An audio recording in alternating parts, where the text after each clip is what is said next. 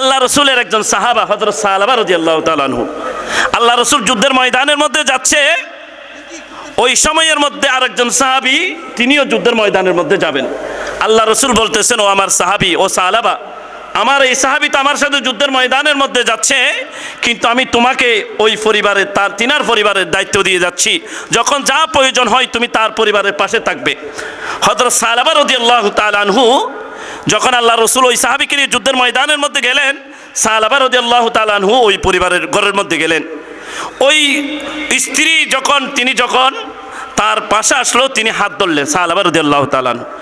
হাত ধরার সাথে সাথে ওই স্ত্রী বলতেছেন, ও সালাবা, তুমি তো আল্লাহ রসুলের সাহাবী, আল্লাহ রসুল আমার পরিবারকে আমানত দিয়ে গিয়েছেন, অতএব তুমি এই কাজ করতে পারো না। এই কথা বলার সাথে সাথে হযরত সালাবা রাদিয়াল্লাহু তাআলা আনহু হাত ছেড়ে দিলেন। এমনভাবে অনুতপ্ত আসলো, তিনি লজ্জিত হলেন। তিনি এমন এত ছোট অপরাধকে তিনি এত বড় অপরাধ মনে করলেন।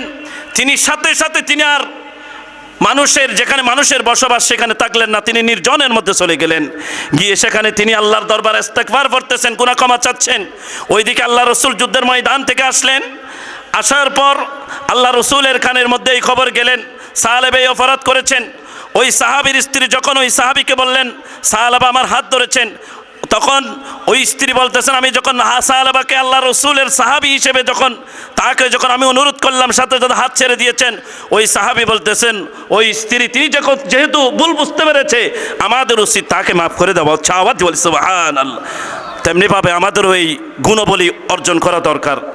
আমাদের সমাজের মধ্যে এমনও দেখা যায়, এক ভাইয়ের সাথে আরেক ভাইয়ের দূরত্ব অনেক দিনের, কিন্তু এক ভাই আরেক ভাইয়ের চেহারা দেখে না। কিন্তু আমাদের মধ্যে একজন আরেকজনের প্রতি ক্ষমার যেই গুণবলী সেটা থাকা দরকার। সেটা হচ্ছে অত্যন্ত একটি উত্তম গুণবলী। সেজন্য একজন আরেকজনকে পারলে মাফ করে দিবেন। ওই সাহাবী মাফ করে দিলেন। আল্লাহ রসুল বলতেছেন, আমি মাফ করব না, কারণ আমি কিন্তু তার পরিবারের আমানত দিয়ে গেলাম, কিন্তু তিনি আমানতের খিয়ানত করেছেন, আমি মাফ করতে পারবো না। আল্লাহ রসুল মাফ করে নাই। সাহাবা রাদিয়াল্লাহু তাআলা আনহু নির্জনের মধ্যে চলে গেলেন। তিনি কান্নাকাটি করতেছেন, আল্লাহর দরবারে গুনাহ ক্ষমা চাচ্ছেন। এমনভাবে কান্নাকাটি করেছেন যার কারণে আল্লাহ রাব্বুল আলামিন সাহাবা রাদিয়াল্লাহু তাআলা আনহুর তিনি অপরাধ মাফ করে দিলেন, তিনার ফরিয়াদ কবুল করলেন। আল্লাহ রাব্বুল আলামিন ওহী নাযিল করলেন, আল্লাহর হাবিবকে বললেন, ইয়া রাসূলুল্লাহ, ইয়া হাবিবাল্লাহ, সাহাবা অপরাধ করেছে। অপরাধ করার পর আমার কাছে এমনভাবে কান্নাকাটি করেছে যার কারণে আমি সাহাবার গুনাহ মাফ করে দিয়েছি। ইয়া রাসূলুল্লাহ, আপনিও সাহাবাকে মাফ করে দেন। আল্লাহ রসুলের কাছে যখন পায়গাম আসলো, ওহী আসলো, আল্লাহ রসুল হযরত উমর ফারুক রাদিয়াল্লাহু তাআলা আনহুকে বললেন, ও উমর, আল্লাহ রাব্বুল আলামিন সাহাবাকে মাফ করে দিয়েছেন।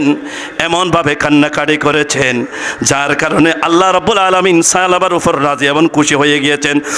আওয়াজ দিয়ে বলি সুবহানাল্লাহ। ও উমর, সাহাবা কোথায় আছে একটু দেখো। সাহাবার খোঁজ খবর নাও, সাহাবাকে আমার কাছে নিয়ে আসো। উমর রাদিয়াল্লাহু তাআলা আনহু অনেক দিন খোঁজাখুঁজি করলো, পরিশেষে খবর পেল সাহাবা অমুক পাহাড়ের মধ্যে, নির্জন অবস্থানের মধ্যে তিনি আল্লাহ রাব্বুল আলামিনকে ডাকতেছেন, আল্লাহ রাব্বুল আলামিনের দরবারে কান্নাকাটি করতেছেন। সাহাবাকে গিয়ে বললেন, ও সাহাবা, তুমি আল্লাহ রাব্বুল আলামিন তোমাকে মাফ করে দিয়েছেন। আল্লাহ রসুলের কাছে ওই চলে আসলো, ও সাহাবা, তোমাকে আল্লাহ রসুল ডাকতেছে, আল্লাহ রসুলের দরবারের মধ্যে চলে যাও। সাহাবা রাদিয়াল্লাহু তাআলা আনহু বলেন, আমি অপরাধ করেছি, আল্লাহ রসুলের আমানতের খিয়ানত করেছি, অতএব আমি কোন মুখে আল্লাহ রসুলের দরবারের মধ্যে যাব। তখন অনেকক্ষণ অনুরোধ করার পর সাহাবা আল্লাহ রসুলের দরবারের মধ্যে আসলেন। তিনি মাথা নিচু করে বসে রইলেন। আল্লাহ রসুল বললেন, ও সাহাবা, তুমি কেমন আছো? সাহাবা বললেন, ইয়া রাসূলুল্লাহ, ইয়া হাবিবাল্লাহ, আমি কেমনে ভালো থাকি? ইয়া রাসূলুল্লাহ, আমি অপরাধ করেছি যার কারণে ইয়া রাসূলুল্লাহ আপনি রাগান্বিত হয়েছেন। ইয়া রাসূলুল্লাহ, আল্লাহ আমার উপর নারাজ হয়েছেন। আল্লাহর হাবিব বলতেছেন, ও সাহাবা, তুমি টেনশন করো না, আল্লাহ রাব্বুল আলামিন তোমার গুনাহ মাফ করে দিয়েছেন। উচ্চ আওয়াজ দিয়ে বলি সুবহানাল্লাহ। সাহাবা বলেন, ইয়া রাসূলুল্লাহ, আমার গুনাহ মাফ করে দিতে পারে, কিন্তু ইয়া রাসূলুল্লাহ আমার শারীরিক অবস্থা ভালো নয়। আমার কেন যেন মনে হচ্ছে আমার শরীরের রগে রগে যেন পিঁপড়া হাঁটতেছে। আল্লাহ রসুল বুঝতে পারলেন সালাবা দুনিয়ার জমিনের মধ্যে বেশি থাকবেন না। আল্লাহ রসুল বললেন, ও সালাবা তুমি তওবা করো, তোমার তওবাত আল্লাহ কবুল করেছেন আল্লাহ রাব্বুল আলামিনের দরবারে, তুমি আরো বেশি বেশি রিয়াজত করো, কান্নাকাটি করো। আল্লাহ রসুল বললেন, ও সালাবা তুমি বাড়ির মধ্যে যাও, তুমি আরাম করো।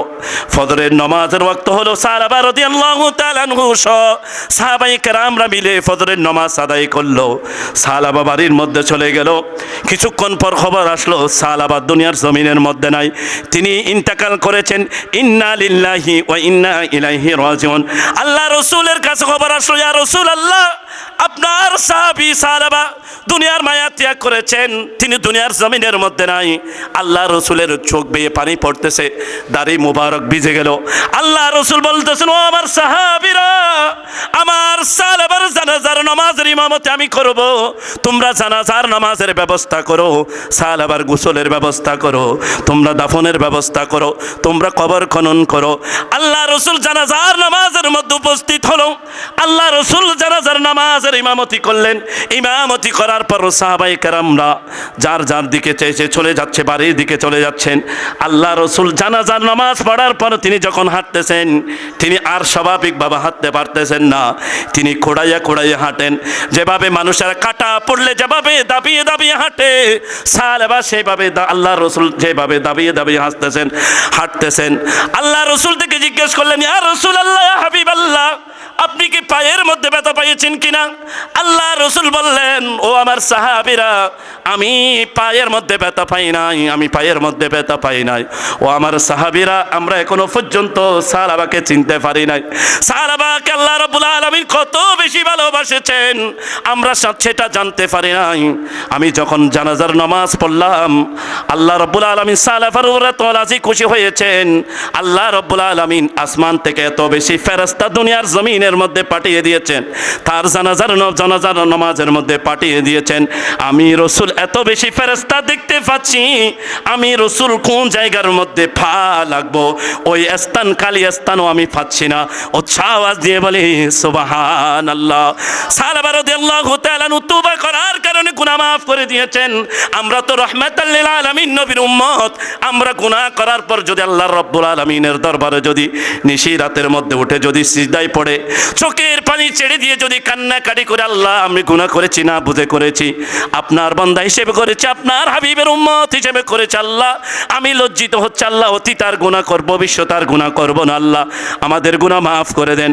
আল্লাহ রাব্বুল আলামিন বলেন, ও বান্দা তোমাকে টেনশন করতে হবে না।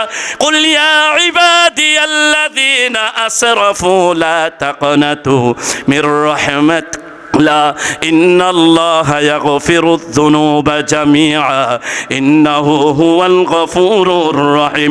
আল্লাহ তাআলা বলেন, আকাশ পরিমাণ সাগর পরিমাণ যত গুনাহ করো না কেন, গুনাহ করার পর যদি মাথা নত করে দিয়ে চোখের পানি ছেড়ে দিয়ে যদি কান্নাকাটি করো বান্দা, চোখের পানি নাকের ডগার আসার আগে আগে আমি আল্লাহ রাব্বুল আলামিন তোমাদের গুনাহ মাফ করে দিব। উচ্চ আওয়াজ দিয়ে বলি সুবহানাল্লাহ।